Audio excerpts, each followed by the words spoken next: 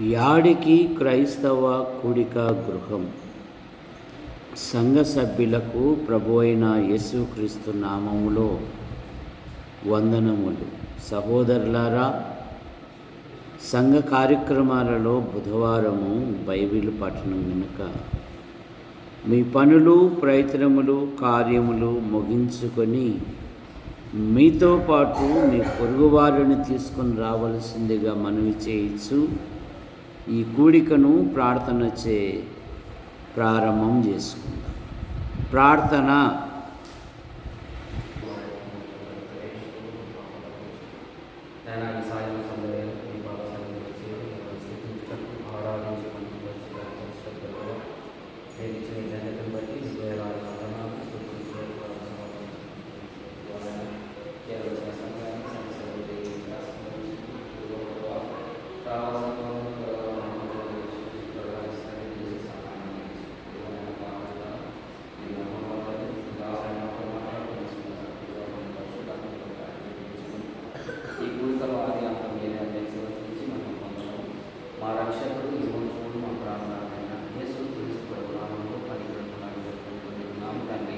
ఆమేన్.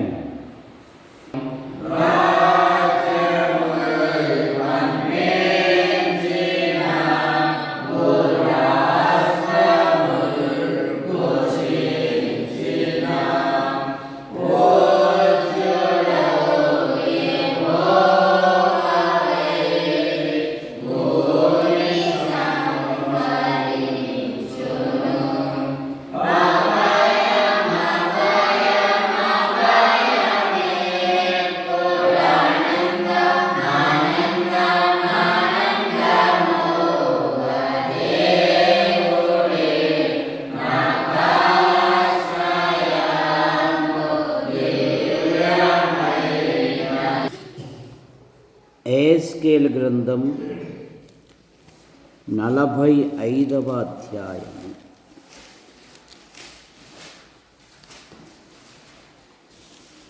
పద్దెనిమిదవ వచనం. ప్రభువగు యెహోవా ఇలాగు సెలవిచ్చినదేమనగా, మొదటి నెల మొదటి దినమున నిర్దోషమైన కోడెను తీసుకొని పరిశుద్ధ స్థలము నిమిత్తము పాప పరిహారార్థ బలి అర్పింపవలెను. ఎట్లనగా యాజకుడు పాప పరిహారార్థ బలి పశువు రక్తము కొంచెం తీసి మందిరపు ద్వారబంధముల మీదను బలిపీఠము చూచు 4 దిక్కుల మీదను లోపట ఆవరణపు వాకిట ద్వారముల మీదను ప్రోక్షింపవలెను. ప్రార్థన చేసుకుంటాం. ప్రేమించిన మా తండ్రి, మీ నామాన్ని బట్టి మీకు స్తోత్రములు చెల్లిస్తున్నాం. యాడికి క్రైస్తవ కూడిక గృహం చేర్చబడిన ప్రతి కుటుంబాన్ని బట్టి మీకు స్తోత్రములు. ప్రతి కుటుంబములో, ప్రభుత్వ శాఖల్లో, ప్రైవేటు సంస్థల్లో మరికొందరు భిన్న రీతిగా ప్రయాసపడుతూ ఉన్నారు. వారి డ్యూటీలలో, వారి పనులలో, అనుదిన ప్రయాణములో, వారి యొక్క వృత్తులలో, అధికారుల అనధికారుల మధ్య మీ కృపాక్షేమాలుంచి వారి వృత్తులలో ఉన్నతమైన పదవులు దయచేయండి. సంఘ కార్యక్రమాలలో, వార కార్యక్రమాలలో బుధవారం బైబిల్ పఠనం గనుక లోకము లోక ఇచ్ఛలతోనూ మునుగు తేలుతూ ఉండగా నీ ఆవరణములలో 1 దినము గడుపుట 1000 దినముల కంటే శ్రేష్టము గనుక మా జీవిత కాలమంతయు మీ మందిర ఆవరణములలో ఉండి వర్ధిల్లునట్లుగా మీ కృపను దయచేయండి. పాటల ద్వారా మీరు మహిమ పొందారు, మీకు స్తోత్రములు. మీ పక్షాన్ని నిలబడిన వాడు బలహీనుడు మరుగుపరచండి. నాతోనూ మాతోనూ యంత్ర శబ్దం ద్వారా ఎందరైతే వింటున్నారో ఆకర్షించమని యేసు ప్రభు నామములో ప్రార్థిస్తున్నాం తండ్రి, ఆమేన్. యెహెజ్కేలు పెద్ద ప్రవక్తలకు చెందినవాడు. యెహెజ్కేలు దేవునితో ఎక్కువ సమయం గడిపినవాడు. ఒకసారి దేవుడు అంటాడు, నీవు మైదాన భూమికి వెళ్ళుము, నేను నీతో మాట్లాడవలసి ఉన్నది అన్నాడు. ఒక్కోసారి యెహెజ్కేలుతో నీవు లేచి కుమ్మరి ఇంటికి వెళ్ళుము అంటాడు. మరొకసారి నీవు ప్రేమించు, నీ కన్నుల ఎదుట నుండి నేను తీసివేస్తాను అన్నాడు. ఆయన సువార్త చెప్పేకి వెళ్ళాడు. తాను ప్రేమించిన తన భార్య ప్రభు యొద్దకు వెళ్ళిపోయింది. ఇంకా మనమైతే మళ్ళీ బైబిల్ పట్టుకుంటామా? కనీసం వందనాలు కూడా చెప్పవు కదా. కానీ యెహెజ్కేలు జీవితంలో అనేకమైన పాఠాలు ఉన్నాయి. దేవుడే చెప్పాడు, నువ్వు కన్నీళ్ళు కూడా విడిచాకు అన్నాడు. సరే, ఇప్పుడు యెహెజ్కేలు ఏమంటున్నాడంటే ఈ 45వ అధ్యాయం 18వ వచనములో, యెహోవా సెలవిచ్చినదేమనగా మొదటి నెల మొదటి దినమున నిర్దోషమైన కోడెను తీసుకొని పరిశుద్ధ స్థలము నిమిత్తము పాప పరిహారార్థపు బలులు అర్పించాలి. పాత నిబంధనలో బలులు ప్రారంభించి నేర్పించినది ఎవరు ప్రారంభించారు బలులు? భక్తుల, ప్రవక్తల? ఎవరు ప్రారంభించారు? ఆదామవ్వలు దేవుని ఆజ్ఞ మీరినప్పుడు వారు ఆకుల చేత తమ దేహములను కప్పుకున్నప్పుడు దేవుడే బలి అర్పించి చర్మపు చొక్కాలను తొడిగించెను, చేయించెననే మాట మనం చూస్తాం. ఇక తల్లిదండ్రులు ఏం చేశారు? తమ పిల్లలకు కూడా నైనా దేవుని యొద్దకు వెళ్ళాలి అంటే మనం బలులు అర్పించాలి. అందుకని కయ్యను ఏమర్పించాడు? దున్నపోతును అర్పించాడా?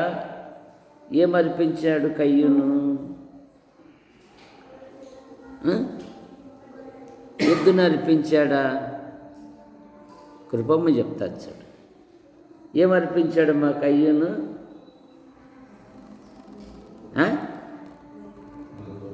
అర్పించాడా? పొలం పంట తీసుకొని వచ్చాడు. కానీ హేబేలు శ్రేష్టమైన వాటిని దేవుని యొద్దకు తీసుకొని వచ్చాడు. కయ్యను కంటే శ్రేష్టమైన అర్పణ ఎవరు నేర్పించారు? ఇవి తల్లిదండ్రులే కదా. కనుక తల్లిదండ్రులు మొదట తమ ఇంటిలో క్రమశిక్షణ అనేది ఉంటే దేవుని ఇంటిలో కూడా క్రమశిక్షణ ఉంటుంది. చూసారా? అత్యున్నతమైన తల్లిదండ్రులు పిల్లలకు మంచి గురువులు అంటుంది మానసిక శాస్త్రవేత్తలు.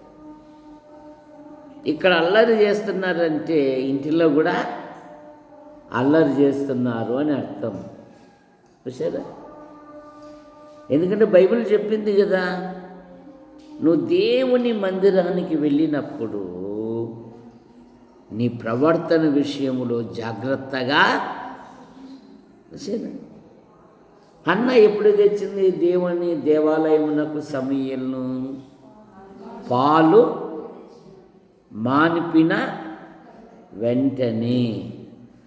వెంటనే సమూయేలు దేవుని మందిరమునకు వచ్చినాక చేసిన మొట్టమొదటి పని తులసి జగది చెప్తాడు. ఏం చేశాడు?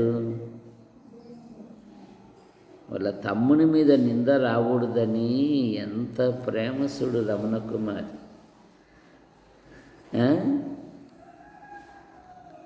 వాడు అలా దేవాలయంకి వచ్చాడో లేదో వాడు మ్రొక్కడం ప్రారంభించాడంట. ఎవరు నేర్పిందల్లా ఇది? ఇంటిలో లేకుండా మందిరం అన్నట్టు అవుతుందా? ఆ అదుపులు అంటే అక్కడి నుండి రావాల. ఇంట్లో జాగ్రత్త. నైనా దేవుని మందిరానికి రా, దేవుని సన్నిధికి రా, దేవుని సన్నిధిలో కూర్చుండు, దేవుడు ఆశీర్వదిస్తాడు. నాయనా మేమిచ్చే వాటి కంటే దేవుడు అద్భుతముగా ఒక రేకు తీసుకొని వచ్చాడు. యేసు ప్రభు ఒక్క రేకే 100 రేకులు అవుతాయి. ఇవ్వడం నేర్చుకో. నాకైతే ఒక ఆశ్చర్యం అయిపోయింది, తన్మయమైపోయినా నేను. మనుషుల దగ్గర లక్షలకు సేవ చేశారు. ఇక్కడ యేసుకెళ్తా అంటున్నాడు దేవుడు, మొదటి నెల మొదటి దినమున పాప పరిహారార్థ బలిగా నీవు అర్పించాలి. పాత నిబంధనలో బలులు ప్రారంభించినది దేవుడే. బైబిల్ చెప్తుంది కదా, రక్తము చిందింపకుండా పాపములకు ఏమంట క్షమాపణ లేదు. మానవుడు పాపములో పుట్టి పాపములో పెరిగి పాపములో జీవిస్తూ పాప పరిహారము కొరకు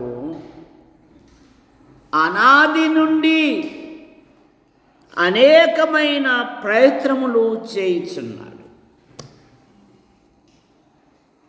అనేక స్థలాలు వెళుతూ ఉన్నాడు. ఆయా జలాలలో కూడా మునిగి వస్తున్నాడు. రాజైన దావీదు అన్నట్టు, నా పాపం ఎదుట, నా పాపం ఎల్లప్పుడూ నా ఎదుటే ఉన్నది. మానవుడు పాప నివారణ కొరకై అనేకమైన ప్రయత్నములు చేస్తున్నాడు. మనుషులొక్కసారే మృతి పొందవలెను, ఆ తర్వాత తీర్పు జరుగును. మనలో ప్రతివాడును తన్ను గురించి దేవునికి లెక్క అప్పగించాలి. అపోస్తలుల కార్యాలు 17:31లో తాను నియమించిన మనుషుని ద్వారా భూలోకమునకు తీర్పు తీర్చబోయేడు ఒక దినము దేవుడు నిర్ణయించి ఉన్నాడు. అయ్యో, నేనెంత దౌర్భాగ్యుడను! ఇట్టి మరణమునకు లోనగు శరీరము నుండి నన్ను ఎవడు విడిపించును? మానవుల పాపముల నుండి, మానవుల దోషముల నుండి, మానవుల అపరాధముల నుండి భూమి మీద ఎవరు విడిపించలే. దేవుడే లోకమును ప్రేమించి, ఎందుకంటే బలులు పూర్ణ హోమములు నీకు అంగీకారము కావు అంటుంది ఎబ్రీ పత్రిక 10వ అధ్యాయము 6వ వచనం. ఎబ్రీ పత్రిక 10:6. పూర్ణ హోమములు పాప పరిహారార్థ బలులు నీకిష్టమైనవి కావు. అందుకని దేవుడు లోకమును ప్రేమించి తన అద్వితీయ కుమారుని లోకమునకు ఆయన అనుగ్రహించాడు. ఆయన పవిత్రంగా జన్మించాడు, పవిత్రంగా జీవించాడు, ప్రజలకు మేలు చేశాడు. కాలం సంపూర్ణమైనప్పుడు ఆయన శిలువలో బలియాగమై తన రక్తాన్ని చిందించాడు. యేసు రక్తము ప్రతి పాపము నుండి మనలను పవిత్రులుగా చేయనని బైబిల్ సెలవిస్తూ ఉంది. కాబట్టి నమ్మువారు ఆయన కృపచేతనే ఉచితముగా ఖచ్చితముగా నీతిమంతులుగా తీర్చబడుతున్నారు. మొదటి నెల మొదటి దినమున పాప పరిహారార్థ బలి నువ్వు అర్పించాలి. పాత నిబంధనలో, నూతన నిబంధనలో గలతీ పత్రిక 2వ అధ్యాయం 20వ వచనములో జీవించున్నది నేను కాదు, నేను క్రీస్తుతో కూడా సిలువ వేయబడి ఉన్నాను. ఇక జీవించువాడను నేను కాను, క్రీస్తే నాయందు జీవించుచున్నాడు. ఇప్పుడు శరీరమందు జీవించుచున్న జీవితము నన్ను ప్రేమించి నా కొరకు తన్ను తాను అప్పగించుకొనిన దేవుని కుమారుని అందరి విశ్వాసము వలన నేను జీవిస్తున్నాను. ఈ నూతన సంవత్సరములో ఒక తీర్మానం, ప్రభు నన్ను ప్రేమించాడు, నా కొరకు ఈ లోకానికి వచ్చాడు. రిక్తునిగా, దరిద్రునిగా, ఆకారమందు మనుషుడుగా కనబడి నాకు రావలసిన శిక్షను ఆయన భరించాడు. నా మనోనేత్రాలు వెలిగించాడు. నేను ఆయన కొరకు నేను జీవించదను. ఆయన నన్ను ప్రేమించి నా కొరకు తన్ను తాను అప్పగించుకొనిన దేవుని కుమారుని యందలి విశ్వాసము వలన నేను జీవించుచున్నాను. రెండవ మాట, 2వ దినవృత్తాంతములు 29వ అధ్యాయం 5వ వచనం. 2వ దినవృత్తాంతం 29వ అధ్యాయం 5వ వచనం. వారికి నాకు ఆజ్ఞయించెను, లేవీయులారా నా మాట ఆలకించుడి. ఇప్పుడు మిమ్మును మీరు ప్రతిష్ఠించుకొని ప్రతిష్ఠించి పరిశుద్ధ స్థలములో నుండి నిషిద్ధ వస్తువులన్నిటినీ బయటికి తీసుకొని పోబడి. ఇప్పుడు దేవుని ఆలయం ఎవరు?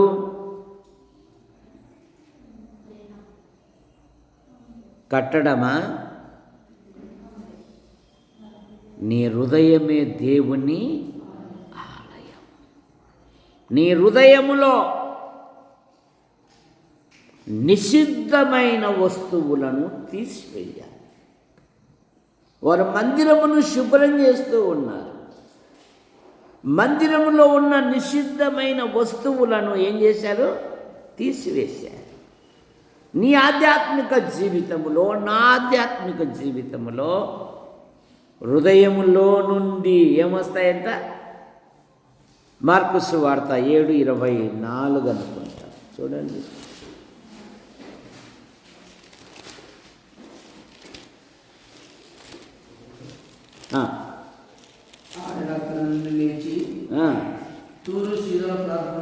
హృదయములో నుండి ఏమొస్తాయంటే మానవుని హృదయములో నుండి లోపల నుండి హృదయములో నుండి మనుష్యుల హృదయములో నుండి దురాలోచనలు, జారత్వములు, దొంగతనములు, నరహత్యలు, వ్యభిచారములు, లోభములు, చెడుతనమును, కృత్రిమమును, కామ వికారమును, మత్సరమును, ఈ దేవదూషణయు,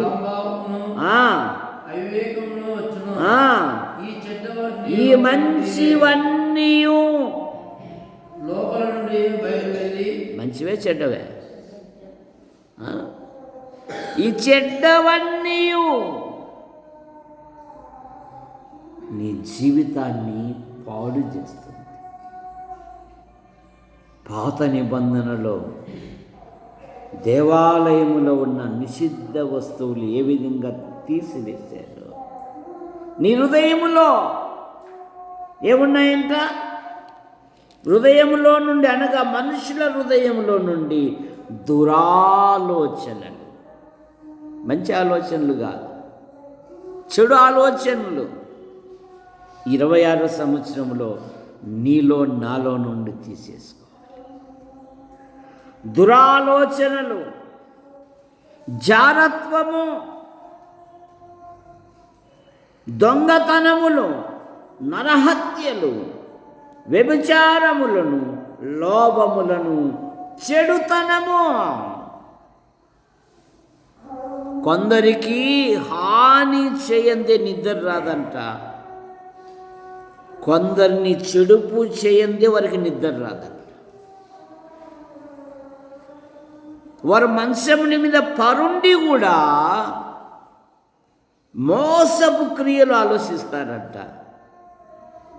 ఈ గంధము దేవదానం అనే వాణ్ణి ఎట్లా పడగొట్టాలి, ఎట్లా చెడగొట్టాలి, ఏమంట విధైర్యమో ఎవరి దగ్గరికి పోడంట,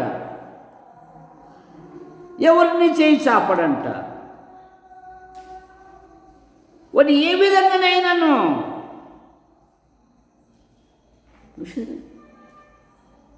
కానీ బైబిల్ ఏం చెప్తుంది? దేవునికి విరోధముగా ఏ ఆయుధమో వర్ధిల్లదో, ఏ జ్ఞానమైనా, ఏ ఆలోచన అయినా, ఏ ఆయుధమైనా వర్ధిల్లదు. ఎలాగా చెడగొడతాము, ఎలాగా పడగొట్టాలి అనుకుంది పోతీఫెరు భార్య యోసేపును. సంసోను భార్య ఎలాగైనా విని పాడు చెయ్యాలి, శత్రువులకు అప్పగించాలని పన్నాగం పని. జాగ్రత్త, నీ ఆధ్యాత్మిక జీవితంలో నువ్వు సాతాను అనుచరునిగా జీవిస్తూ ఉన్నావు.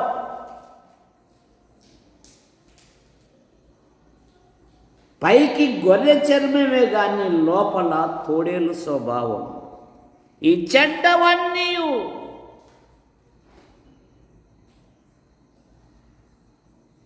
నిన్ను నష్టము చేస్తుంది.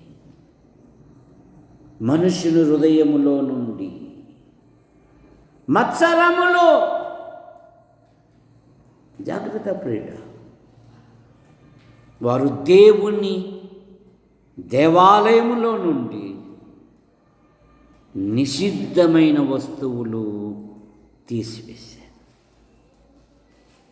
నేను మారనా అంటున్నావు, ఇదిగో ఇదిగో ఇదిగో ఇదొక్క రోజు హ్యాపీ న్యూ ఇయర్ అని చెప్పి మా తోటి వాళ్ళతో కలిసి కాస్త బిర్యానీ తిని ఒక సీసా తాగి ఇక రేపటి నుండి అసలు ముట్టనే ముట్ట. యథా రాజా తథా ప్రజ.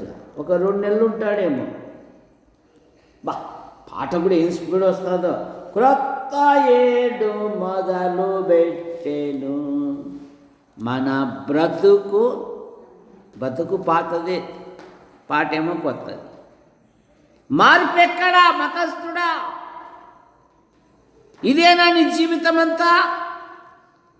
అలాగే ఇది తీర్పునకు గురి అవుతావు.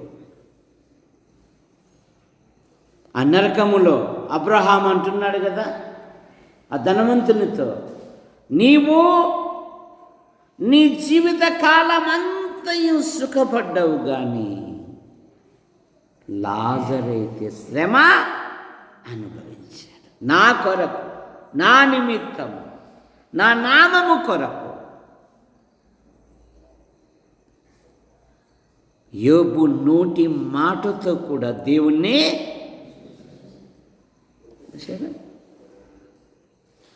ధనవంతుడు ఒకడు ఉండాను.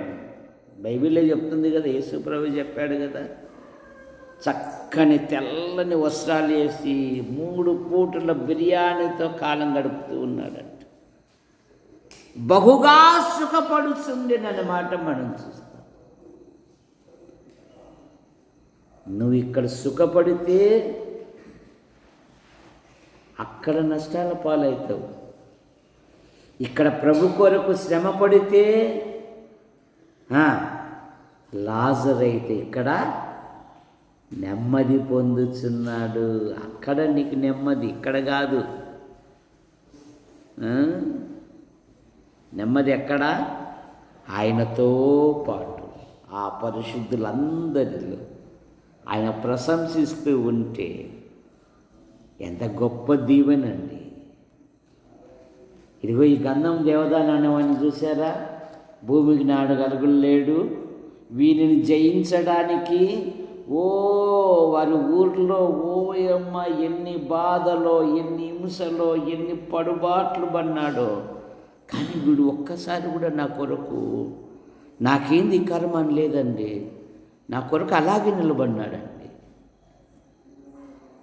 సరే, స్టెఫెను రాళ్లతో కొడుతూ ఉన్నా కూడా ప్రభుని చూస్తూ, యేసు ప్రభువా, ఈ దోషము వారి మీద, అది దేవుని పిల్లల లెక్క. నేను ప్రభుని చూస్తున్నాను. సరే, నీ ఆధ్యాత్మిక జీవితంలో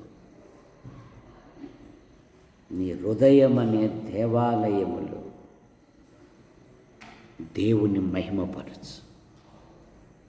అమూల్యమైన రక్తముతో మీరు కొనబడినారు కనుక మీ దేహములతో దేవుణ్ణి మహిమపరచుడి. 2వ దినవృత్తాంతములు 29వ అధ్యాయమే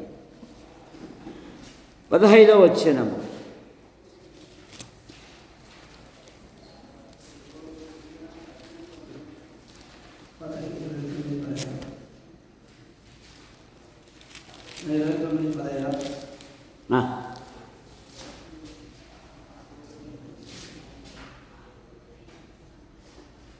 వీరు తమ సహోదరులను సమకూర్చుకొని 15వ వచనం, తమను ప్రతిష్ఠించుకొని యెహోవా మాటలను బట్టి రాజు ఇచ్చిన ఆజ్ఞ చొప్పునను యెహోవా మందిరమును పవిత్రపరచుటకు వచ్చింది.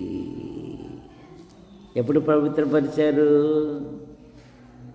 మొదట దేవాలయములో ఉన్న నిషిద్ధ వస్తువులను ఏం చేశారు? కెద్రోను వాగులో పారవేశారు. నీ జీవితంలో కూడా దేవునికి అసహ్యకరమైన వాటిని తీసివేయాలి. అప్పుడే నువ్వు అభివృద్ధి. వాటిని సిలువ వేయాలి.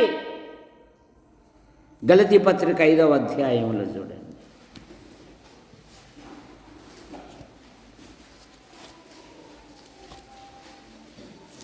క్రీస్తు యేసు సంబంధులు ఏం చేస్తారంట? సిలువ వేయుదురు. లోక ఇచ్చలకు 5వ అధ్యాయం 23-24 వచనాలు. ఇట్టి వాటికి విరోధమైన నియమమేదీ లేదు. క్రీస్తు యేసు సంబంధులు శరీరమును దాని ఇచ్చలతోనూ దురాశలతోనూ అది సిలువ వేసుకోలే, సిలువ వేసి ఉన్నారు. శరీర ఇచ్చలకు, దురాశలకు. నీ ఆధ్యాత్మిక జీవితంలో వాటిని పాతి పెట్టాలి, మరలా జ్ఞాపకం చేసుకోకూడదు. ఎలీషా లాంటి త్యాగము నీకుండాలి. ఏలియా అగ్ని ప్రవక్త, ఆకాశము నుండి అగ్నిని దించాడు. వచ్చి దుప్పటేస్తే గురువుగారు నాకు అవకాశం అన్నాడు. గొప్ప రైతు, మన సంఘంలో గొప్ప రైతు ఎవరు? శ్వేత,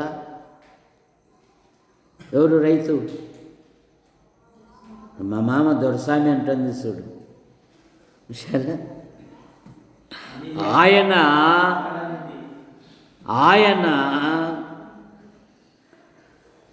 ఏలియా ఎప్పుడైతే పిలిచాడో ఆ ఎడ్లను వండి మళ్ళా గుంటికలు పట్టుకోకూడదు, దానితోనే వడ్డించి ఏలియాని వెంబడించాడు ఎలీషా. మరలా నేను లోకములకు వెళ్ళకూడదు అని. మనం అప్పుడప్పుడు అటు లోకములేక అట్లా చూసి మళ్ళీ ఇట్లా వచ్చేస్తాం. అయినా రొంతన్నా ఉండకపోతే ఎట్లబ్బా, కొంచెమన్నా, మరీ అంతనా, ఏముంది, ఇంత నలిగే కదూ, ఇంత కాటుకు పసుపు రంగే కదూ, ఏముంది, ఇంత లోలాకులే కదూ, ఇంతే కదూ, చిన్నవి, ఏముంది అంటుండగానే లోకమంతా వచ్చేసింది. సరే, మీ పాప ఏడలే, సరే, ఒకరికి మనలను వేలు పెట్టి చూపించుకోకుండా బతకాలి.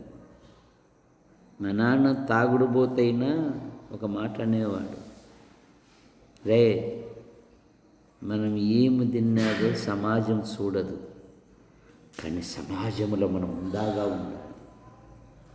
ఆకలైనప్పుడు మీరు ఎప్పుడైనా ఉప్పు కలుపుకొని ఉల్లిగడ్డ తిన్నారా? మీరు ఇప్పుడున్న వాళ్ళు ఏరా అన్నంలో ఉప్పు నీళ్ళు కలుపుకొని నీళ్ళు పోసుకొని ఉల్లిగడ్డ తిన్నారా? మాకు ఆకలైన దినాలలో అదే మాకు ఆహారం. ఉప్పు కలుపుకొని ఉప్పు నీళ్ళతో అన్నం తిని బయటికి గంభీరంగా ఉండలేదా అనేవాడు మా నాన్న.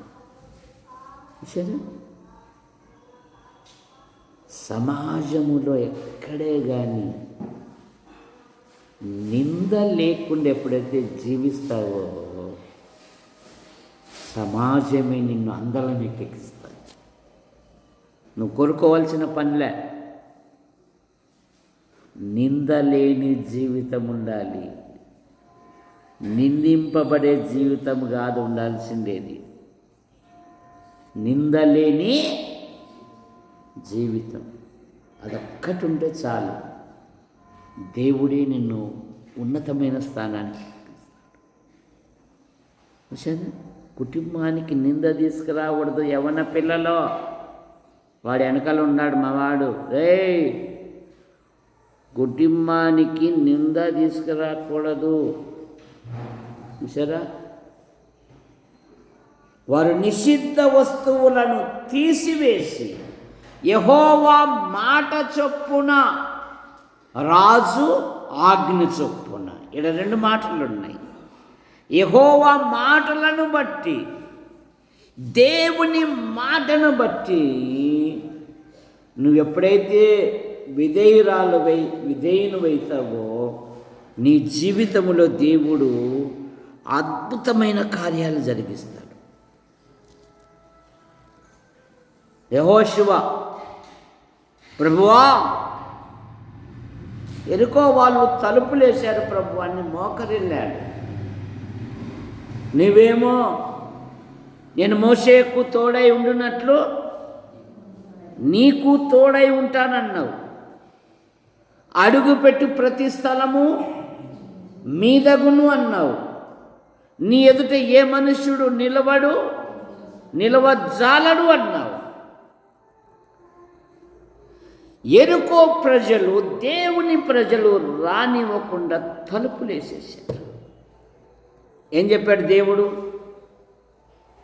ఇప్పుడు ఏం చెప్పాడు తన ప్రజలకు? ఏం చెప్పాడు? చదువుతున్నారు బైబిల్లో? ప్రతిరోజు ఎరుకో చుట్టూ ప్రదక్షిణం చేయండి. 7వ రోజు బూరలు ఊదండి. ఎరికో బురుసు లేదా ఎరికో యొక్క కంపౌండ్ పైన దాదాపు 9 రథాలు పరిగెత్తంత విశాలమైన గోడలంట.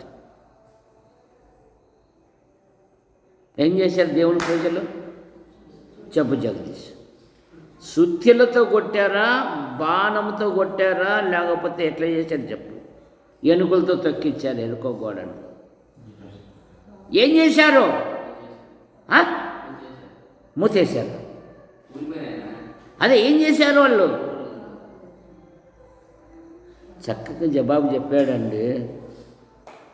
వారు బూరలు ఊదగా ఎరుకో గోడలు కూలేను. చూసారా? నీకు అడ్డుగా ఉన్నదేదో, దేనైతే జయించలేకపోతున్నావో నువ్వు ప్రార్థన చేయి. నీరసపడాకు, నువ్వు ప్రార్థించు. ఇస్మాయేలు ఆ ఇసుక ఎడారిలో దాహము కావాలి. హాగరు అబ్రాహాము ఇంటిలో ఉంది కానీ ప్రార్థించుట నేర్చుకోలేదు. తిరుగుతుంది అటు ఇటు, పిల్లవాడిని బాధ చూడలేనని.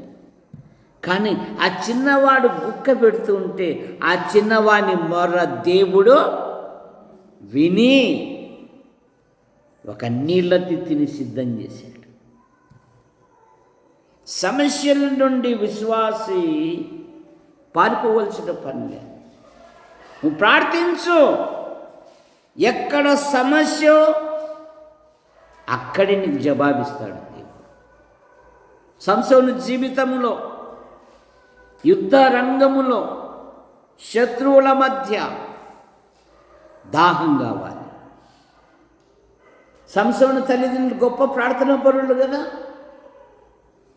బిడ్డ పుట్టక మునిపే పిల్లల పట్ల ఒక ప్రణాళిక కలిగి ఉన్నారు కదా. పుట్టబోవు ఆ బిడ్డకు మేమేమేమి ఇప్పుడు ఉపయోగిస్తున్నాడండి సంసోను. శత్రువుల మధ్య, సున్నతి లేని ఫిలిస్తీన్ల మధ్య నేను చావవలెనా అని ప్రార్థించగా అదొక శ్రేష్టమైన మాట ఉందండి. తానున్న చోటనే దేవుడు ఒక గోతిని చీల్చి అతనికి దాహమిచ్చెను.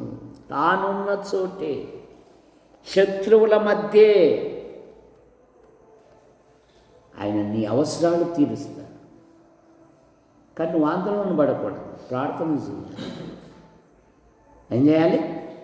నువ్వు ప్రార్థించాలి, ప్రార్థనలో పోరాడాలి.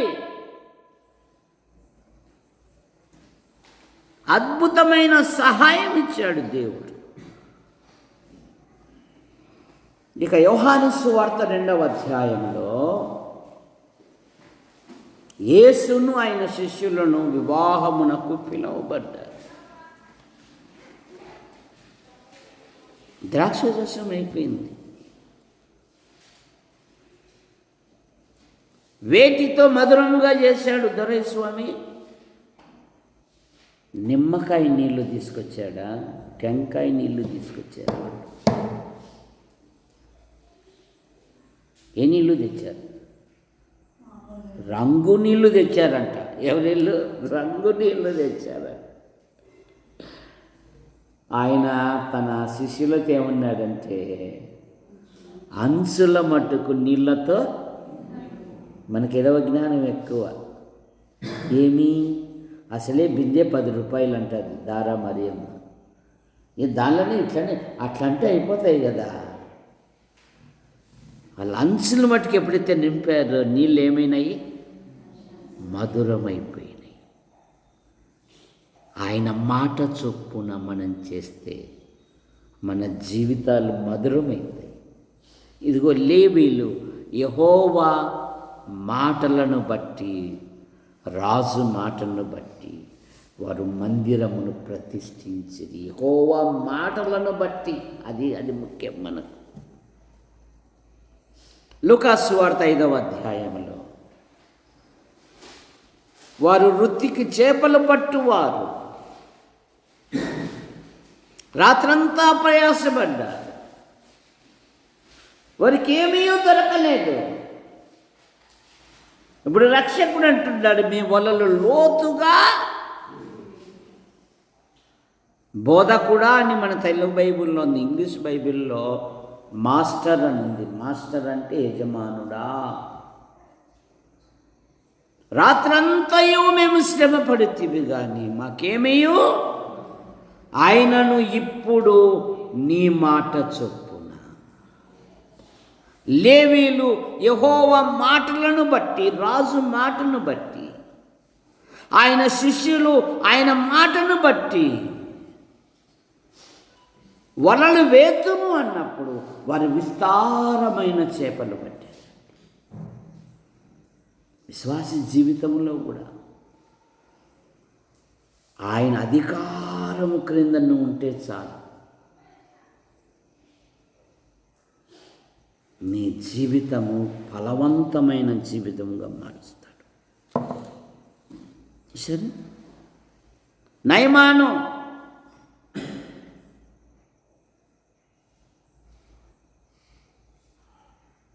ఎలీషా దైవజనుడు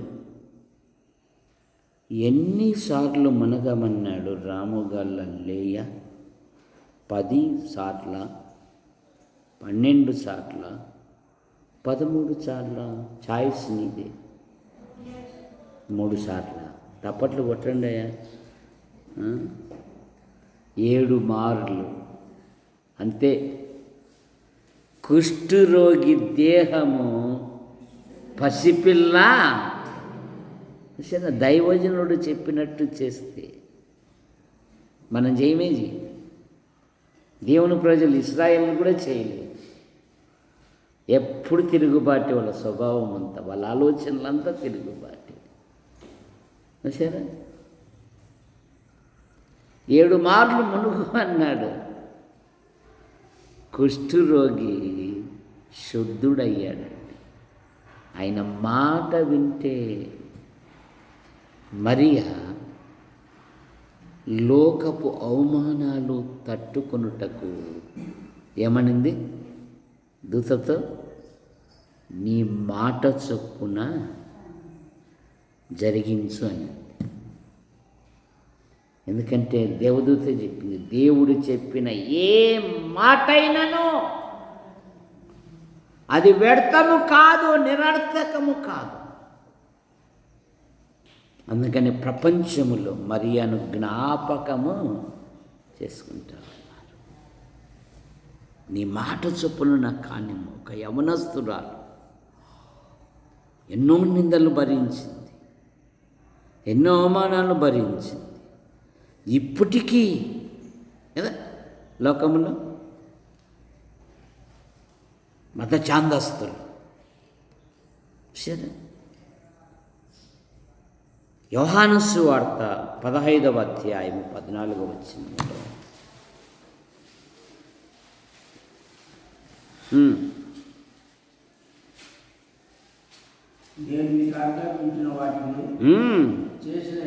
చేసిన ఎడల అది దేవుని మాట.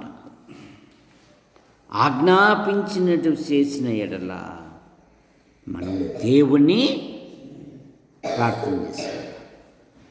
ప్రేమించిన మా తండ్రి, మీ నామాన్ని బట్టి ముగిస్తాం.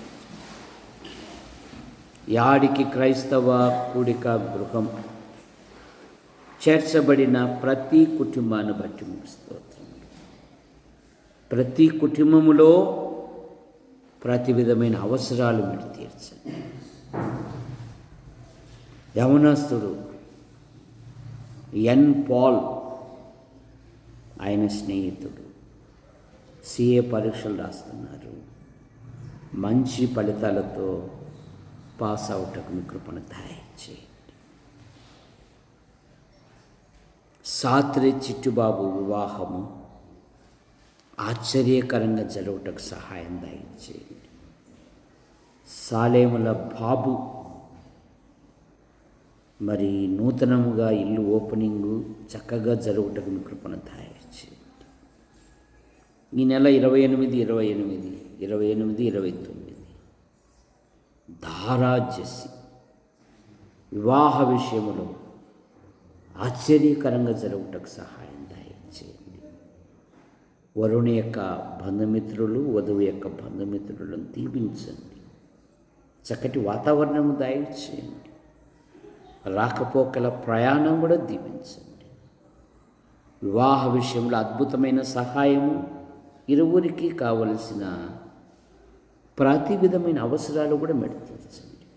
సంఘములో ఉన్నతమైన చదువులు చదివి ఉద్యోగాల కొరకు, వివాహాల కొరకు ఎదురు చూస్తూ ఉన్నారు. వారి యొక్క హృదయ కోరిక నెరవేర్చండి. ఇంకా మారు మనసు పొందని పిల్లలు ఉన్నారు. మారు మనసు పొందినట్లుగా మీ కృపను దయచేయండి. సంఘము దినదినము క్షేమాభివృద్ధి చెందుటకు మీ కృపను అనుగ్రహించమన్నాడు. యేసు ప్రభువా, మీకు స్తోత్రములు చెల్లిస్తున్నాను. పురుషుల బాత్రూమ్ విషయంలో, పైన రేకుల షెడ్డు నిర్మాణ విషయంలో, ముందర స్థల విషయంలో అద్భుతమైన సహాయం దయచేయండి. మా మండలంలో ఉంటున్న ఆసుపత్రి, MRO, MDO, panchayat, police station, మా మండల నాయకులను, అధికారులను మీరు దీవించండి. చక్కగా పాలించినట్లుగా మీ కృపను దయచేయండి. మా తాడపతి నియోజకవర్గం నాయకులను, అధికారులను దీవించండి. మా జిల్లా కలెక్టర్ గారిని, కార్యాలయంను, నాయకులను, అధికారులను దీవించండి. మా తెలుగు రాష్ట్రాల ముఖ్యమంత్రులను, గవర్నర్లను మీరు దీవించండి. మా భారతదేశం కొరకు మేము ప్రార్థిస్తున్నాం. మా దేశ ప్రధాని గారిని ఆశీర్వదించండి. రాష్ట్రపతి గారిని దీవించండి. దేశ సరిహద్దులను, సైనిక పటాలమును దీవించండి. మా యాడికి మండలము నుండి ఉపాధి కొరకు, ఉద్యోగం కొరకు, ఉన్నతమైన చదువు కొరకు వెలుపల ఉంటున్న ప్రతి కుటుంబాన్ని, ప్రతి యవనస్తుని, యవనరాలను దీవించండి. DSCకి సిద్ధపడుతూ ఉన్నారు. నైనా మీకు స్తోత్రములు చెల్లిస్తున్నాం. అద్భుతమైన సహాయం దయచేయండి. కట్టుపల్లి యోహానంకులు రాజాబాయి అని పిలుపు తీసుకున్నారు. వారి కుమారులు, వారి భార్యలు, వారి సంతానం, వారి కుమార్తెలు, వారి భర్తల సంతానం దీవించండి. కట్టుపల్లి జాన్ నెల్సన్ గారు అయిన భార్య పిల్లలు ఉద్యోగ ప్రయత్నంలో ఉన్నారు. సహాయం. పాల్ గారు అయిన భార్య పిల్లలు, టీవీ పరిచర్య, ఆసుపత్రి స్టాఫ్ను దీవించండి. భార్య గర్భవతి, సుఖప్రసవాన్ని దయచేయండి. స్థానిక సంఘాలను బలపరచండి. గుంటూరు, నంద్యాల, యాడికి, కొండూరు, కోనసీలు, చాపరాల సంఘాలను బలపరచండి. యూట్యూబ్ ద్వారా వీక్షిస్తున్న ప్రతి వారిని దీవించండి. మా కొరకు ప్రార్థిస్తూ, మా అవసరాలు తీరుస్తూ మమ్మల్ని ప్రోత్సహిస్తున్న ప్రతి వారిని దీవించండి. సంఘ వృద్ధి కొరకై ప్రార్థిస్తూ, ప్రయాసపడుతూ సమర్పించుకున్న ప్రతి వారిని కూడా దీవించమని యేసు ప్రభు నామములో ప్రార్థిస్తూ బయలుదేరుతున్నాం తండ్రి. ఆమేన్. అందరికీ వందనాలు.